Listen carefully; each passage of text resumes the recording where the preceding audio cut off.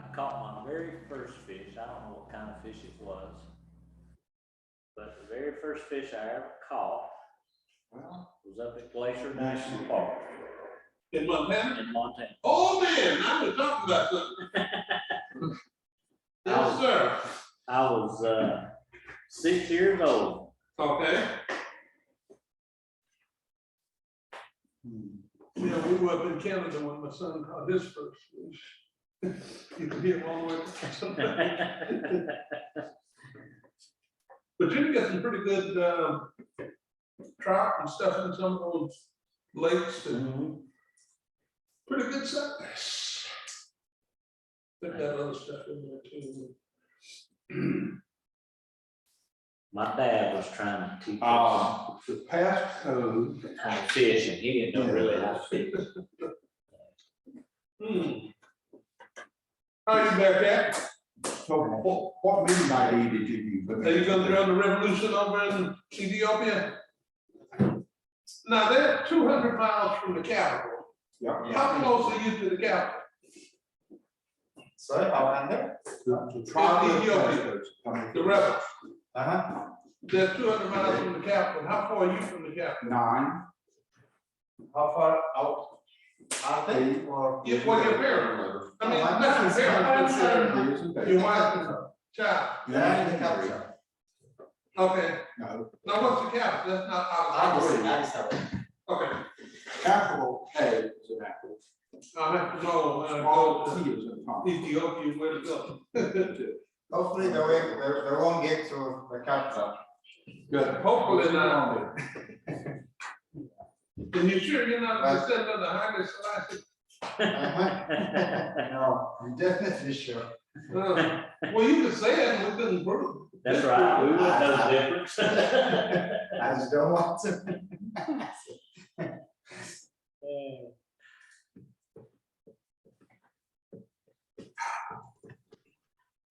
Hi, Marie.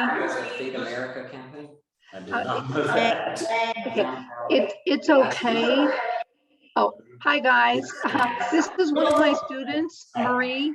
So I'm just going to tell you, Marie, if the way that the Toastmasters works is, please turn the volume off. Yes, like you have now. Keep your volume off during the meeting, and unless you you're asked to speak, and I'll address that in a moment. But do keep your photo or your picture up. If I lived there for 2.5 years. Marie, can you tell me if when they have table topics, it's a time when they might ask guests or visitors a question? Is it okay if they ask you a question and you respond? You have like 1 to 2 minutes. Right after I turned 8. Yeah, it's okay. Okay, You know- great. Thank you. Great Falls. Okay, At that's the northern part, isn't Yeah. it? Okay, We're at Maelstrom Air Base. okay, because I mostly stayed down on I-90 and 94, and Okay. because they come back together there. Okay. But at one time in, oh, what's the name of the fort in Montana? I think it's in Missoula. They sent out black soldiers. And they put them on bicycles to go back to St. Louis. Oh my goodness. That sounds horrible. horrible. Soldiers on bicycles. That was that. For the company, which basically, to explain a little bit about us, basically we are in business for ourselves, but we have Northwestern doing our compliance. I always joke that Northwestern and Jesus are looking over my shoulder to make sure I'm acting in people's best interest. But anyway, coming back from that meeting, I had many takeaways, which I'm still taking into this day. I had pages and pages of notes, and I learned so much. But today I want to share with you guys 5 facts that I feel like everybody ought to know about Northwestern Mutual, aka the Quiet Company. So I'll start with the first and probably one of the most important, is that 1, we have been profitable every single year since 1872, which that is the first year that we paid a dividend to policyholders. And we've paid a dividend every single year. Doesn't matter whether it was a Great Depression, whether there were 2 world wars going on or a pandemic, we paid a dividend. Matter of fact, we just declared a $6.5 billion dividend next year for our policyholders, which is a record in the industry, and it is roughly half of the industry's dividends as a whole, if you're looking at life insurance companies. Second main thing to look at is financial stability is, of course, super duper important. But I guess, what are some main times where Northwestern has been for people on their very worst days? Well, a few main examples come to mind, including the Titanic, 9/11, and influenza, to which Northwestern not only had policyholders on or participating in each of those horrible events, but we paid death claims, and we paid more death claims than any other insurance carrier. 13 on the Titanic in 1912, 2,169 for influenza in 1919, and then 157 for 9/11, and roughly 125 million of death benefit was paid out. Absolutely incredible. And at the drop of a hat, no contesting, you're either dead or you're not. So with this in mind, yes, you're either dead or you're not. And in the eyes of Northwestern, basically you are either in trouble or you're not, which is why my number 3 fact is talking about our focus from the very beginning on diversity and inclusion. So from the very beginning, we were one of the first companies to offer life insurance to the African American community. And today, our CEO, John Schlifsky, was honored recently by Forbes magazine as one of the top CEOs for advancing diversity and inclusion in the world, which is absolutely incredible. And we also have a new diversity and inclusion award that we're given every year for top offices that have projects that are helping minorities in the African American community, which is very near and dear to my heart because 40% of my clients are African American, and about 5 or 10% are other minorities, Latinos, and everything. So the 4th and 5th facts, which, yes, we've talked a lot about insurance, but Northwestern basically does it all. We are the 11th largest broker-dealer in the world, and we are the fastest growing one, managing roughly 195 billion in assets for our clients. And we are dead set on eventually getting to number 1. We're going to do it by the time I retire in 40 years. Mark my words. So then the 5th and final point, as we look at, stability and the holistic picture on planning, which I can't say anything planning related, but hence FINRA and SEC regulations. But I will tell you that on the insurance side of things, we have stability covered, being one of only 2 AAA rated institutions in the free world with a positive future outlook. And we manage $290 billion in our general account portfolio. That is so unflappable. It's basically checks and balances against these 5 main disasters happening at the same time. One is a 50% drop in the market. Second is 0% interest rates for 10 plus years. Next is 20% plus unemployment rates, paired with a pandemic and a world war. So yeah, let that sink in for a second. All 5 of those things happening at once, and general account portfolio will still make a profit to pour back into our clients and policyholders. Phenomenal. And of course, pour back into our charities that we support, like Alex's Lemonade Stand and other great endeavors that we have out there. So yeah, these are 5 main takeaways that I had from Fast Track Academy. Best week of my life, and it helped me really get refocused and recentered on why it is that I'm a financial advisor and why it is important to have the very, very best on your side as well as everything else out there. As you know, growing up, my parents always told me to hear multiple sides of the story and get as many opinions as possible to where you can craft your own.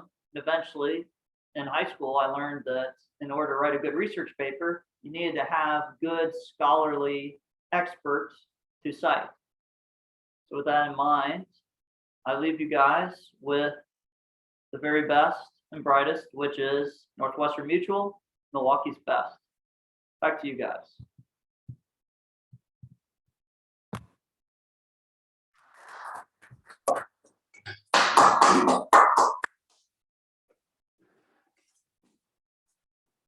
Thank you so much to our first speaker, Alex.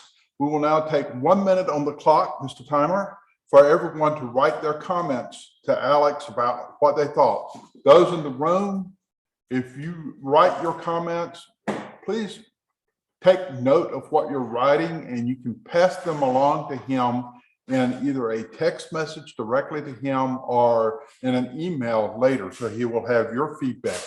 For those of you online, you can send a private chat message to Alex giving him your feedback. 1 minute, please. And that 1 minute will be the same whether we're on daylight savings time or regular time. You know, the reason that was started was because a man wanted more time to study butterflies. Now, I'm going to talk about that in a little bit.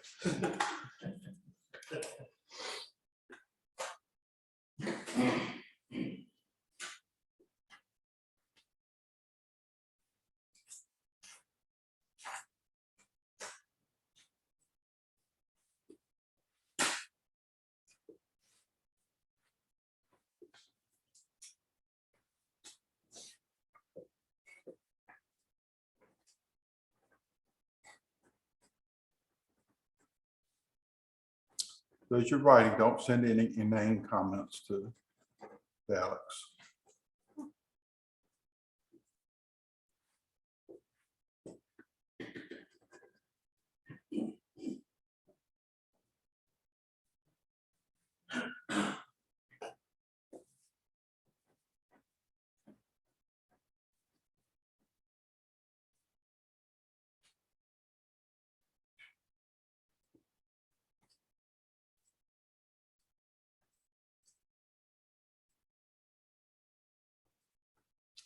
You can continue writing if you need to. We're going to move on to our second speaker.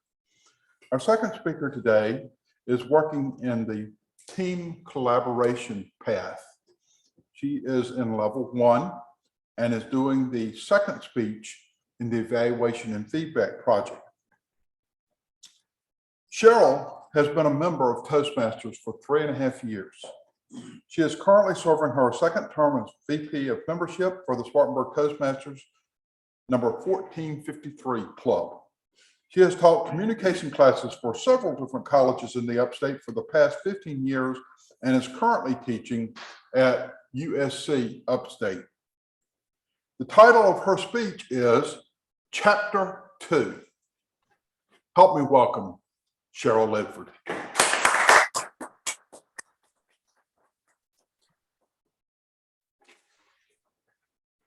I have a dream that my 4 children will one day live in a nation which will not be, they will not be judged by the color of their skin, but by the content of their character.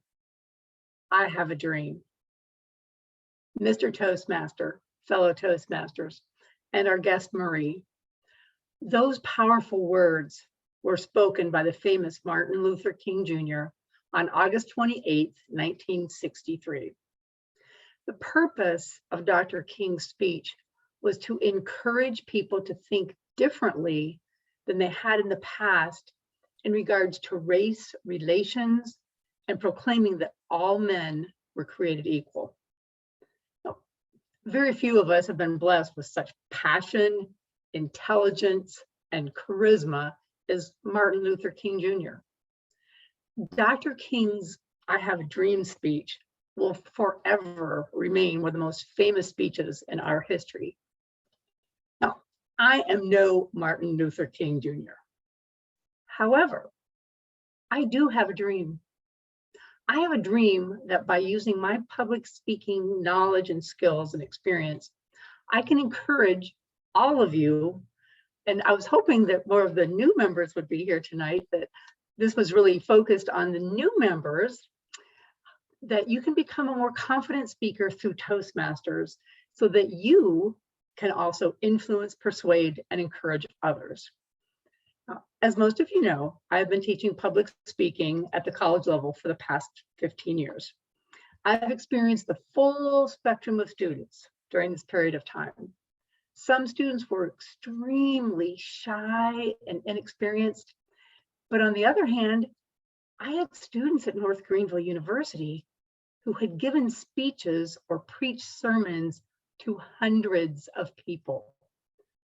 So no matter where you are right now, my goal tonight is to give you a few tips and hints and to guide you on your path to becoming a more confident and effective speaker. I chose the title of this speech, Chapter 2, for a reason.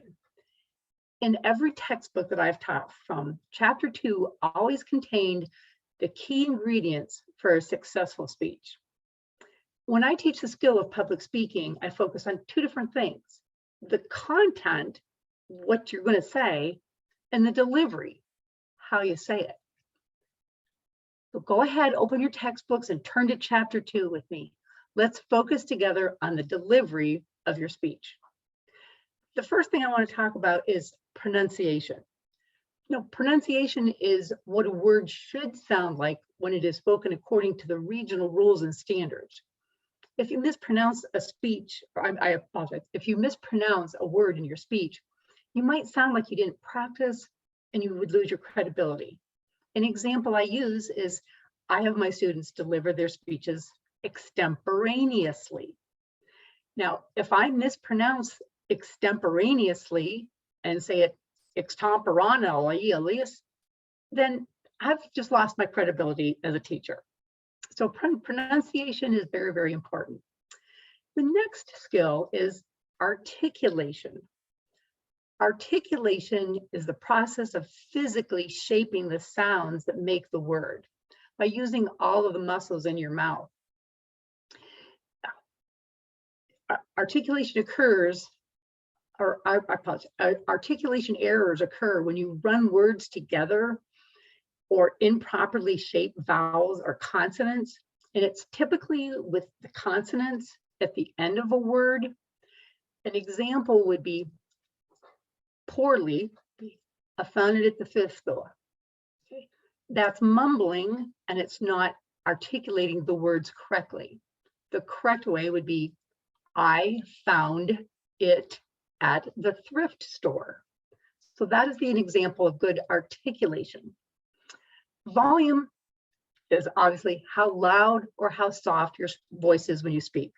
I tend to have a very loud voice, probably because of 15 years of trying to talk over 15 to 20 students in a classroom. When giving a speech, you should speak loudly enough so that your audience can hear you. So whether you're in the room or if you're in a studio, you would need to speak loud enough so that everyone can hear you.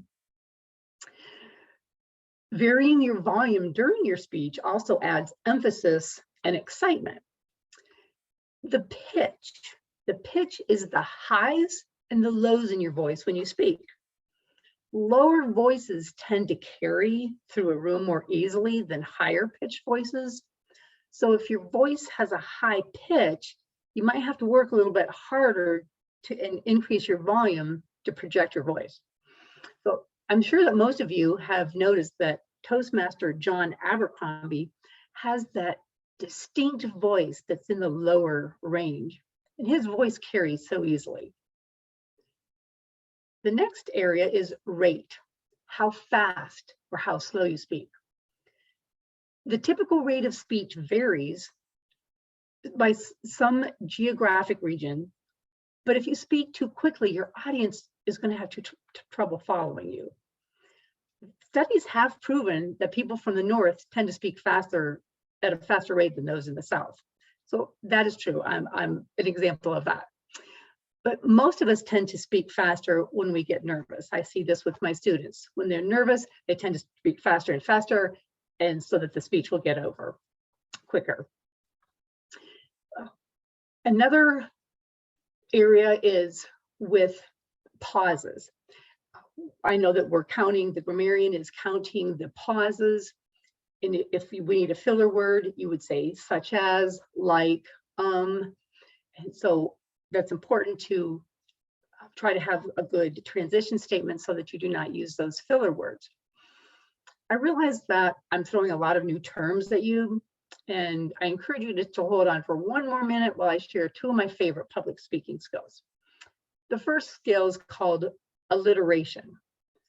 Alliteration is the occurrence of the same letter or sound at the beginning of an adjacent or closely connected word. So a famous example of an alliteration would be Peter Piper picked a peck of pickled peppers. So it's catchy and it helps us remember. If you're wondering though, how you could effectively use alliteration in your next speech, just think about that slimy, slithery snake that you saw last week in your yard. The final public speaking skill I'd like to share with you tonight is the power of repetition. Repetition is when words or phrases are used as a rhetorical device to bring attention to an idea. Now, in my house, we've been playing Christmas music quite a bit, but soon we will all be listening to Christmas music. And one of our favorites will be, let it snow, let it snow, let it snow. That's an example of repetition. It's time to wrap up chapter 2. I sincerely hope that I was able to provide you some helpful hints and tips to begin or to continue on your journey with public speaking. So I have a dream. What is your dream for Toastmasters? Mr. Toastmaster.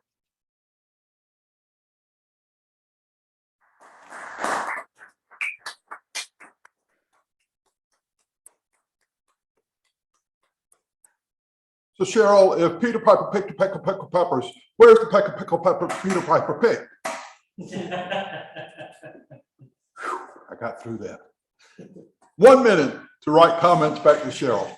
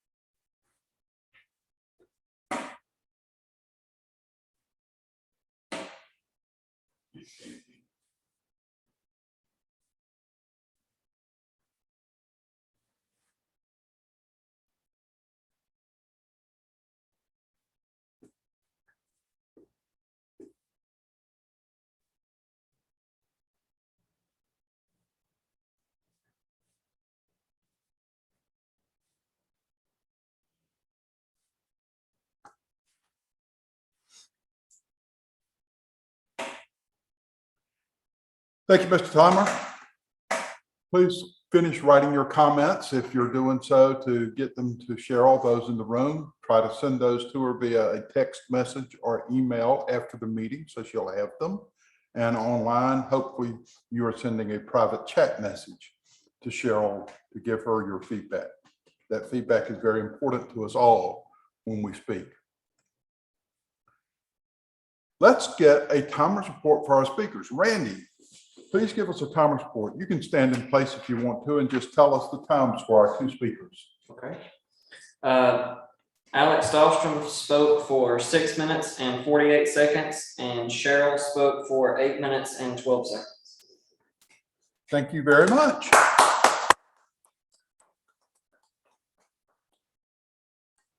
Please cast your ballot for Alex or Cheryl as best speaker.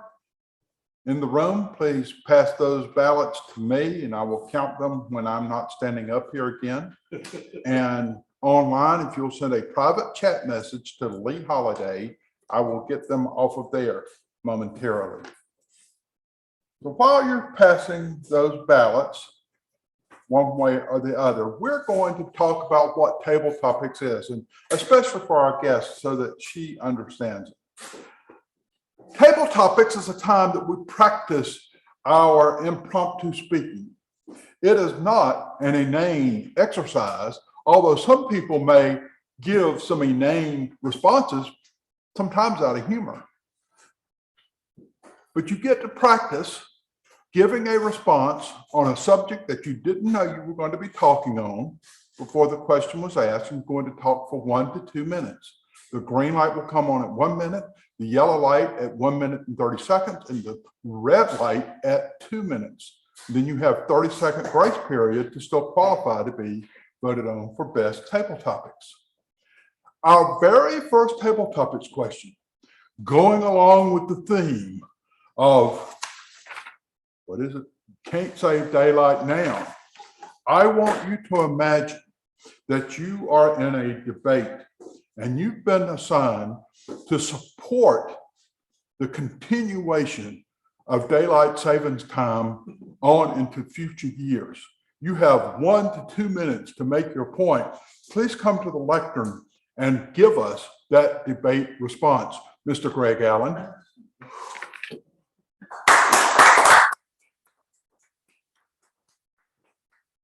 Thank you, Lee.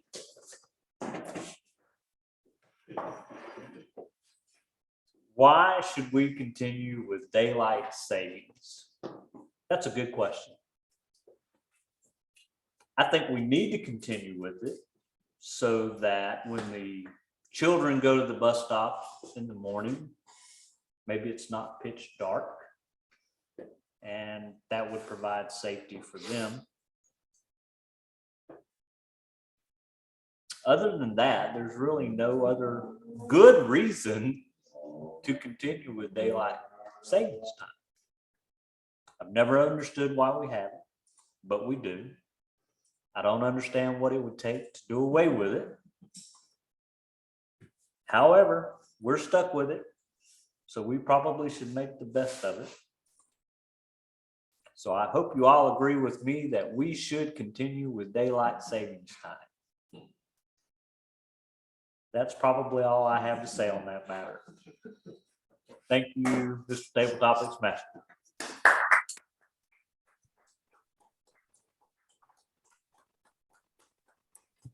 Greg for president. We're going to continue the debate, and now we need to have the con argument. Why should we not continue having daylight savings time in future years? And to give us that response in 1 to 2 minutes, please welcome to the lectern, Mr. John Abercrombie.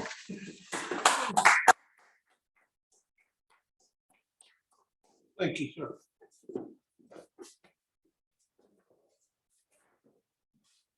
What we should do is discontinue daylight savings time.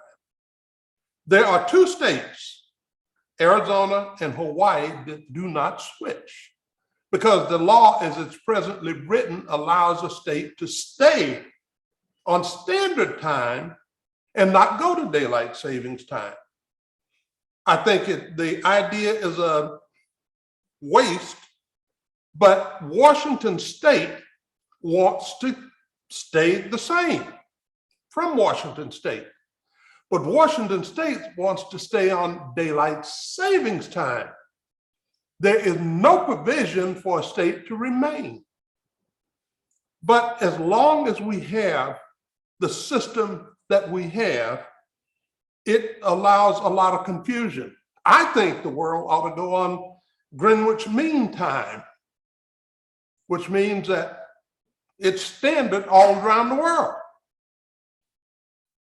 That gets rid of that particular problem. So everybody stays the same. Now, was I taking con or pro? Anyway, I think that is what we should do. Washington wants to stay on daylight savings time. Arizona wants to stay on standard. Let them do it. Thank you, sir.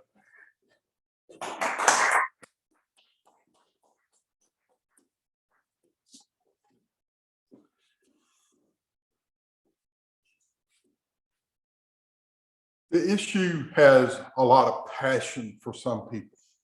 Some people are very passionate about having daylight savings time because they want those longer daylight hours at the end of the day, at the end of their day, to enjoy the sunshine and be able to do various activities. Marie, tell me what you think about daylight savings time and whether we should or should not continue to have it, and why do you think that? Marie?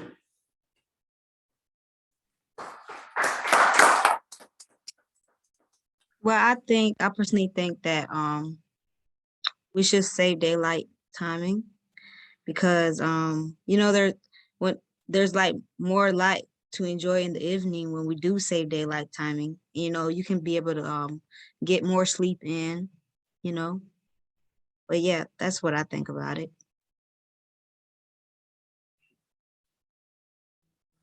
Thank you very much, Marie.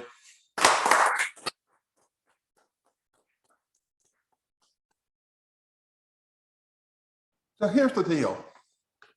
I really don't care whether we're on Greenwich Mean Time or quote daylight savings time or standard time, just as long as we don't ever change. As long as we keep the same clock going 24 hours a day, 7 days a week, 52 weeks a year, on and on and on, and not have to worry about ever changing the clocks, it really doesn't matter to me. Quite frankly, I think people can adjust their own schedules to have as much daylight at the end of the day as they want to have. They can go to work earlier. Companies can adjust their schedules to allow people to do that. So there's no longer any reason in my mind to continue doing that. What would you think about just letting the clock stay at a set point, no matter what it is? Or do you think we should come up with something like John Abercrombie suggested and go to Greenwich Mean Time around the world? Bernie?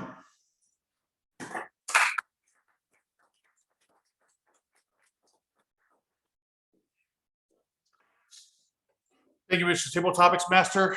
I believe I would like to quote one of my favorite philosophers and authors. Time is an illusion. Lunchtime doubly so.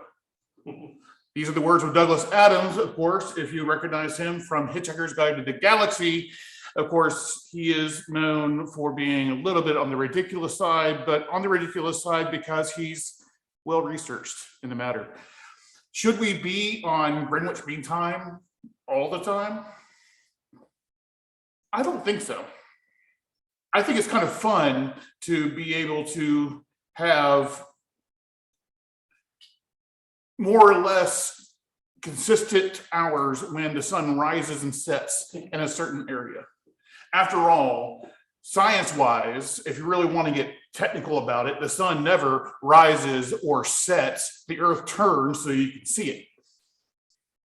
So the earth turns so it becomes 9 a.m. That makes perfect sense to me. I don't see why it would make any less sense to anyone else, Mr. Table Topics Master.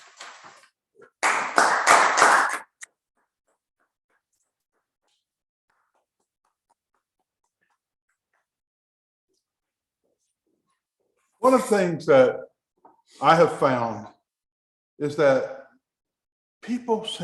there are certain people who seem to get very excited when we come into the period of daylight savings time. Oh, I'm so glad. And they just hate going away from daylight savings time. Like they're not going to save any daylight. What I want to know is come up with a scenario and just imagine that somehow you are saving some daylight, and tell me what you're going to do with all that saved daylight. Now you have to use your imagination here.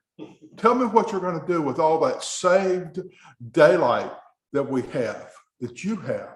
How are you going to spend your saved daylight? You have 1 to 2 minutes to answer that response. And if it needs to be an inane response, that's perfectly fine too. Please come up and tell us what you think Bearcat told you.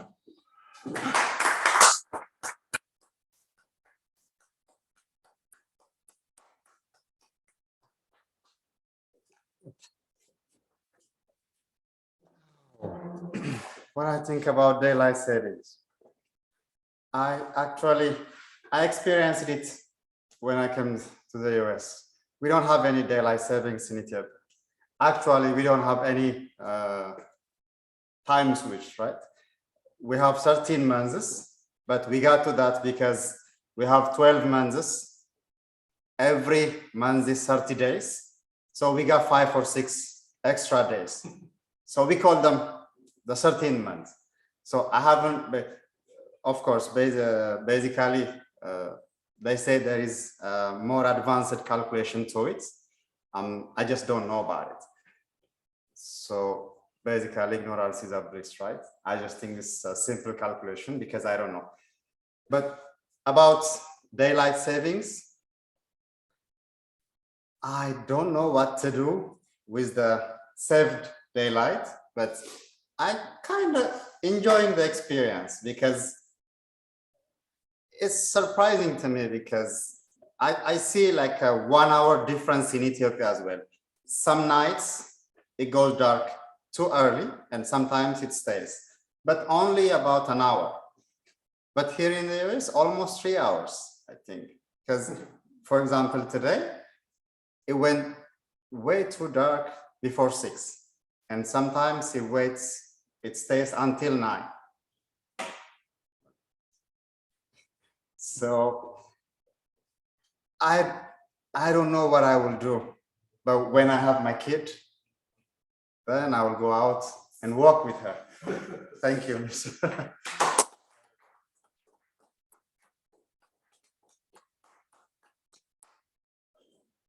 We could continue with this inane exercise on and on and on, but we shall bring it to an end. I will tell you that with all the different time zones around the world, I am on a committee with a number of other Toastmasters International leaders that we meet periodically. And I have one gentleman from Australia, another from Great Britain, and then several from here in different parts of the United States.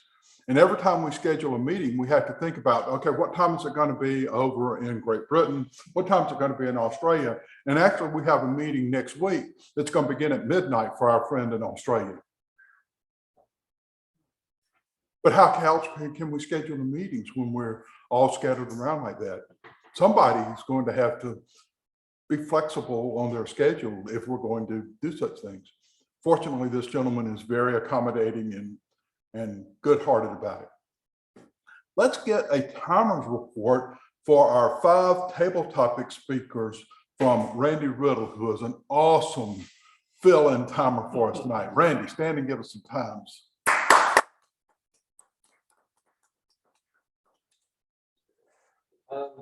Greg spoke for 1 minute and 1 second. John for 1.5 minutes. Marie spoke for 24 seconds. Bernie for 1 minute and 11, and Barry Cat for 1 minute and 46 seconds. Awesome. Thank you so much. Please cast your ballots for best table topics and send those to me, either paper ballots here in the room or private chat messages there on Zoom. I will count them and deliver results at the end of the meeting.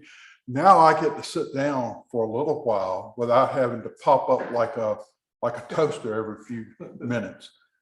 I welcome to the lectern to lead us in our evaluation session, Mr. John Abercrombie.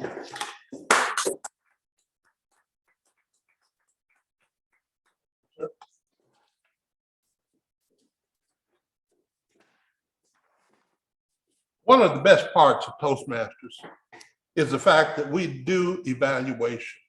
We have people that pay very close attention to each of our speakers and give them any points that they may come across, pointing out both the good and the bad.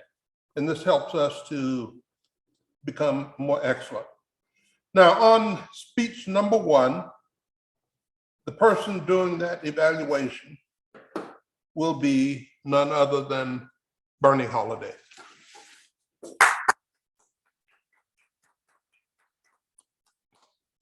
Thank you, John, and thank you, Alex, for letting me have a shot at evaluating your speech today. you were doing a research and presenting task, which can be sometimes a little onerous, even though I know it's Greg's favorite. And I'm going to, again, use the same method that I think one of the best evaluators in our club taught me to do, is to actually do heard, felt, and saw. You asked me today to look for filler words. I don't know if our grammarian might agree with me. However, I did not hear any filler words from your speech today. Greg, did you hear any words from Alex? Any fillers from Alex? You did? Okay, I didn't. I'm a little distracted though. ADHD is a pain. Anyways, I was paying the best attention I could to your speech. One of the things you did do, even though filler words weren't really prevalent, was that you tended to step over yourself mid-thought. In other words, you'd start one thought, and before you finish that thought, you'd pause on it and then immediately go to another thought and go through it really quickly and then come back to it. While my brain sometimes works that way, it's hard to follow that way because you get set up for one thought, you're looking for the conclusion to that thought, and all of a sudden we're on a different train. You have to watch out for that. Your vocal variety, another item you were looking for, was extremely good. I have to say that, it was awesome. Your diction, also very, very good, very easy to understand, and I had no problems there whatsoever. What I felt today was that your humor was good. You made good use of it. You were not exactly self-deprecating, but you were natural and easy to get along, follow along with. Even though the material you chose to present for research was a little on the tough side to make a sell for an audience, especially for ADHD. My brain is going everywhere, people like me. What I saw today, your hand expressions were on fleek, on point, perfect. Don't change a thing. You did great there. What I will say about them is that you need to watch your camera angle. In the virtual space, I know it's hard. You're on a laptop, presumably, so you have to kind of point it up, but when you point it up, it looks kind of, you're like looking up the nose of the person that you're trying to listen to, and it seems domineering. What you can do about that is to get a little wedge to set your laptop up on. I have one on my desk here. I'll be glad to send you a link for it, that will stand your laptop up so that the camera, you can have the screen perfectly straight up and down. That way, when it looks at you, it has a flat plane so that your chest isn't closer than your head to the camera. Another place where it kind of failed and maybe it would have done better is if you had a little more eye contact to the camera itself. So sometimes you're looking up here. I don't know if you had notes up. I don't know if you were just in thought, trying to avoid those filler words, but the eye contact when you're virtual is the camera. You've got to look dead into that thing in order to have your eye contact well. I think you did very good today. I don't think it was your best speech. I've heard you do better, and I know you can do better. If I have to give you anything to build on right now, CHERYL mentioned in her speech today the power of repeating your points. And I know I'm over time, but give me just a minute because I'd rather give you good feedback than win best evaluator. Repeat your points. You had a 5-point layout, a 5-point structure to your speech. Start each point by mentioning the point. When you get to the end of that point, instead of saying the next point's name, repeat that point's name. That's going to aid us in remembering what your points are and give us a good comprehension of your speech. Another way to aid that retention is to have a problem solution structure. Instead of saying, we did this to solve this problem, you build the problem and then you state the solution. Alex, I think your speech was excellent. Don't take me being a harsh critic too hard. It just means that I am interested in your speech and I am invested in making you a better speaker. Thank you for tonight, and I hope you have a good night.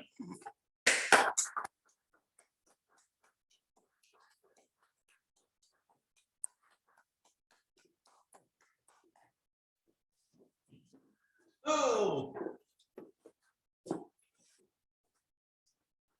On our second speech, but before I get to that, I want to point out the fact that there is sincerity in our evaluators. And that's what you saw. This is a caring club. We care about others. We give feedback. We give feedback with a purpose. And we have gotten to the point, I think, as a club, where we have the ability to talk to people frankly. We don't put people down, but we give them that information that they need to become better. Good speakers become better speakers. Better speakers reach for higher levels still. And that's what we do. And we saw that in the evaluation that Bernie gave of Alex's very good speech. On our second speaker, our second evaluator, it's none other than Bearcat Tolsher. As Bearcat comes forward, this English is not Bearcat's first language, but he has made remarkable progress, of which I'm very proud to know him and have him as a member of the club. So, welcome, sir.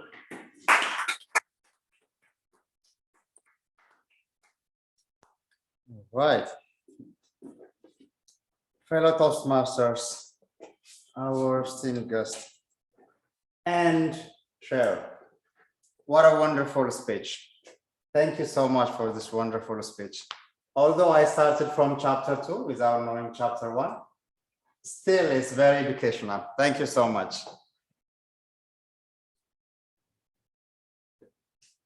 It was especially your eye contact. I would like to say also your gesture, but most of the time I only see one hand. Probably it's because Zoom, but your eye contact was right on the spot. And I was actually following that because it really helps to understand what you are talking about. So that was really good one. Your vocal variety, I sensed it like getting changed sometimes. I see some vocal variety, but maybe we can improve on that. It was very educational. And you mentioned when people are nervous, they talk faster, right? In my case, when I'm nervous, my speech got broken down. There will be a huge gap, right, between sentences. But still, it's a lesson for me. It looks like I'm not, while I'm trying to evaluate your speech, I'm also learning about it. And you have explained each point with an example. And that was really helpful to understand the speech. Very clear speech. With examples, that makes it more engaging and more interesting. Just to go through some of the topics. Your speech was very clear and you have very good eye contact and gestures. Maybe one thing I would like to challenge you, maybe for the next speech. I hope, or I wish you'll be here in person, right? To see the whole speech gesture or movement. But at least while you are on Zoom, maybe you can stand up. At least we'll be able to see both your hands. That's all I have. Wonderful speech. Thank you so much, CHERYL.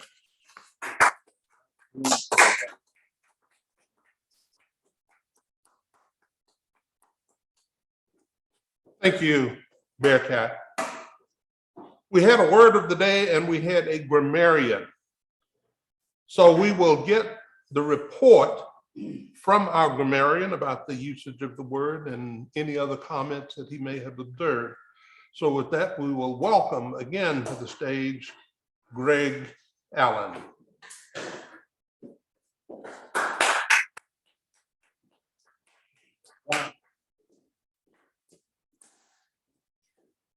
So overall, I think we did pretty good, especially with the word of the day. Lee used the word 6 times that I heard, maybe more. John Abercrombie used the word of the day 2 times. If anyone else used the word of the day, I apologize that I missed that, but I don't recall hearing anyone else use that word. As far as filler words, catchwords, phrases, we didn't do as well tonight as we normally do. I think our ums and our uhs and our so's and our you knows all collectively was about 30 instances. Most of that was during times not in speeches and not during evaluations, but rather when we were just talking or maybe giving a timer's report and what have you. There were a couple, Alex, only a couple, which is really good. Cheryl, you had no filler words, so kudos to you, great job. I did like what Alex said when he said, you're either dead or you're not. That was pretty catchy. And given that Alex and I are both in the same line of work, as financial planners, we help people plan for the certainty of uncertainties. We have plans if you die. We have plans if you live. So that was a great line. I really like that. That is my report, General Evaluator. Thank you.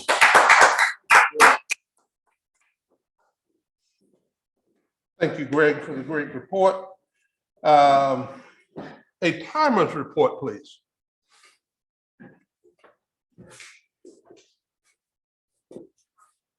I would like to have the time I didn't use in my table topics added to my evaluation.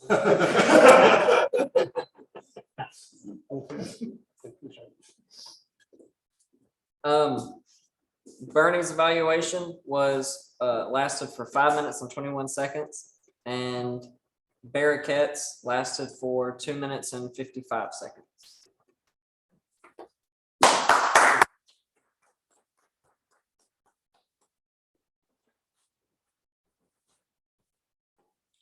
Now, if everybody can submit their vote for best evaluator to Lee HOLLIDAY. Those of us in the room can do that in person. Those on the Zoom call can do it that way. While that is being done, I'm going to give a general evaluator's report.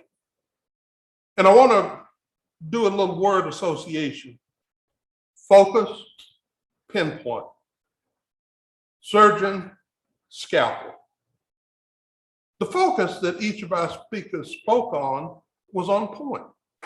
I think our meeting was on point. Now, what we see is a demonstration here of the need for speakers to be surgeons. And what I mean by that is we organize the information. The thing that we often do is have so much information that we go over time, lose our audience, become bored. This is why we look at getting information into a particular time frame. I think we did well on that. There's no absolute. Nobody comes out of the wall and grabs you with a hook like we've seen on old time movies and drags you off the stage. But it is something to be conscious of. So I think that we did that. Now, one of the points that was made by both evaluators had to do with eye contact. And when we talk about sincerity, I think it requires a direct looking at the camera, which was pointed out. And in that line of business that you're in, where sincerity is important, it is critical that we pay close attention to that. Speech on a different subject may not require as much focus on eye focus as it would when you're trying to portray sincerity, belief, honesty. But we got those points covered. And this is why even in our business or whatever, Toastmasters is so important, because people can take the path they want and they can get feedback on those areas that they need. And again, we have great information. CHERYL had fantastic information. And it was one of those things where you have so much information that you sometimes continue to go over.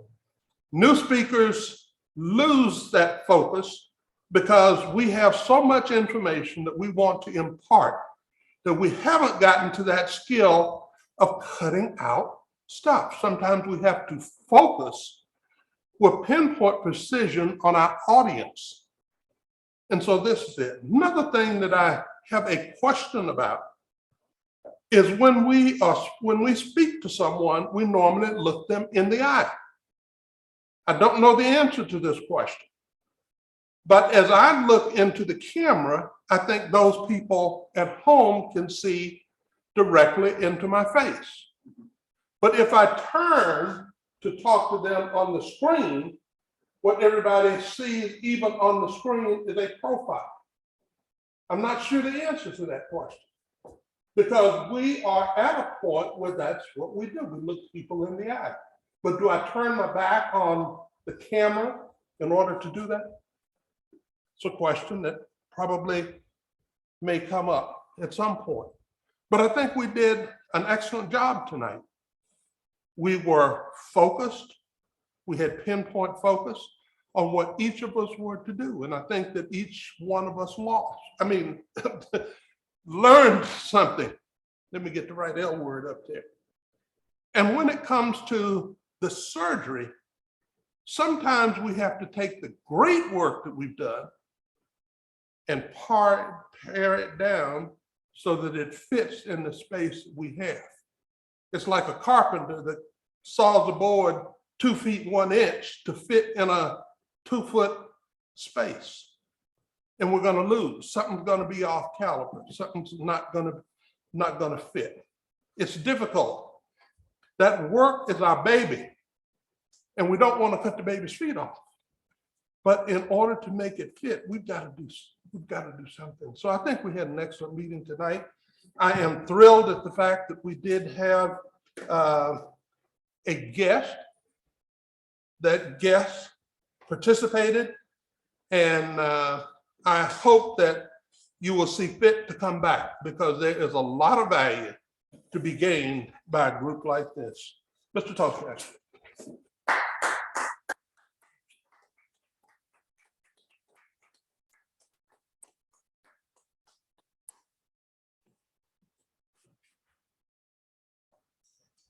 Thank you, Mr.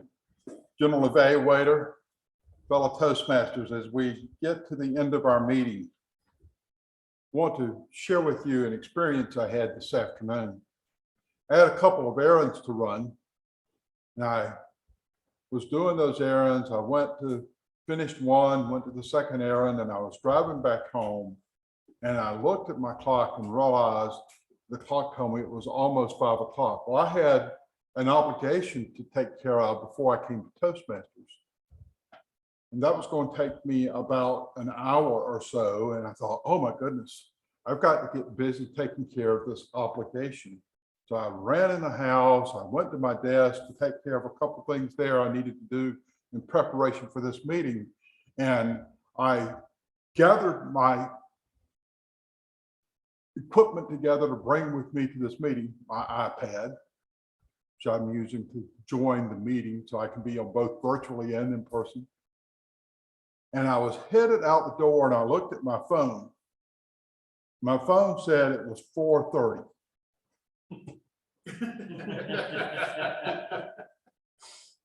You see, this inane practice of doing daylight savings time and not daylight savings time is ridiculous. I rest my point. Take it for what it's worth. Inane. Okay, so now that you've experienced the Toastmasters meeting, I'd like to ask you, Marie, to share with us any feedback that you have, what you thought about the meeting, and let us hear from you now. Marie. I really enjoyed it and I really learned a lot. Thank you so much for this opportunity. We appreciate you being here, Marie, and hope that you will come again. Toastmasters is a place where everyone can improve their leadership and their communication skills. And we would love to have you come back and join us one more time. If you could send me a private chat message with your email address and your cell phone number in it so that we can have you, put you in our contact information so that we can stay in touch with you and encourage you to come again, I'd love for you to do that. We'd love to have you come back. Not because Ms. LEDFORD tells you to, because you want to. It's time for the vote counter to present the meeting awards. And so here I am, Mr. Vote Counter, putting on that different hat. Envelope, please. So as we open the envelope, our best evaluator tonight is Mr. Barakat Culture.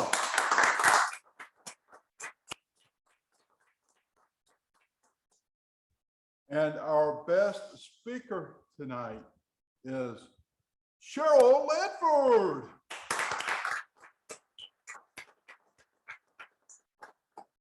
And best table topics goes to Bernie HOLLIDAY.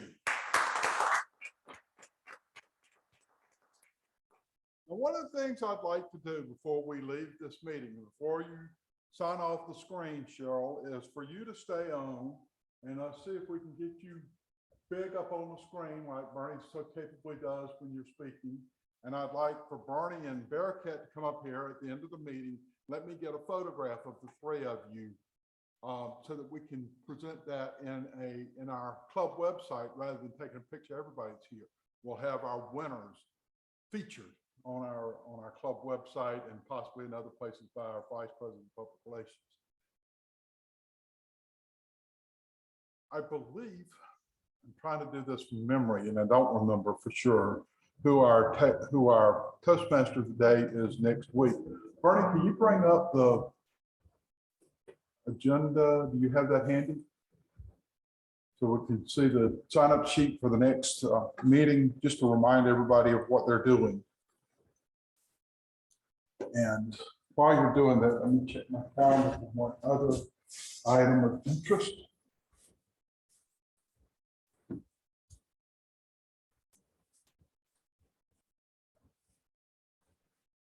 So for our meeting next week, our Toastmaster today is,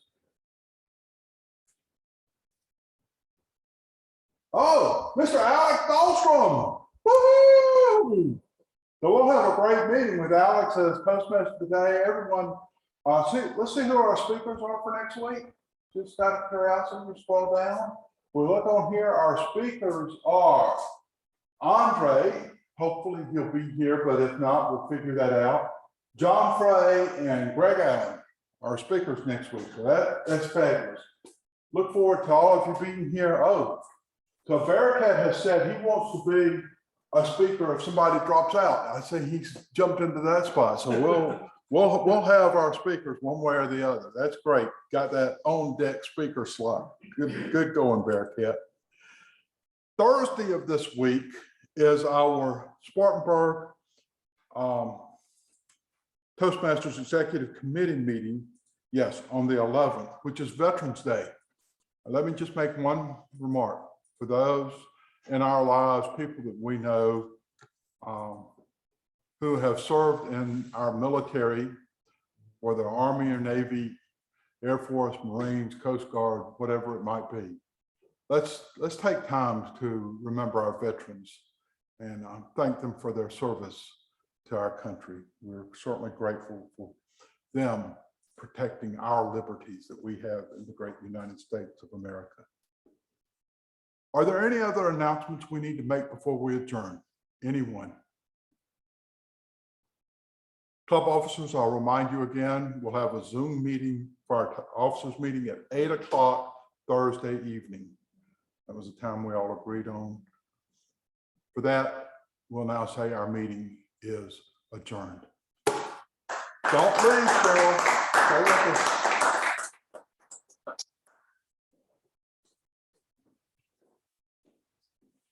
We're looking for a little armor on the My camera open. It will be too short. That'll work. That'll work. You stand on- Oh, a rose between two thorns. Gotcha, guys. Thank you. Proud of you, Cheryl. Thank you. Thank you, guys. Hopefully I can be there soon. We hope so too. All right, thanks. Bye-bye. Lee, you taking the comments? Do what? You taking the comments? For who? The speaker. No, send them to them on either a text message or an email to them Okay. specifically. Okay, Okay. great, great. Since they were on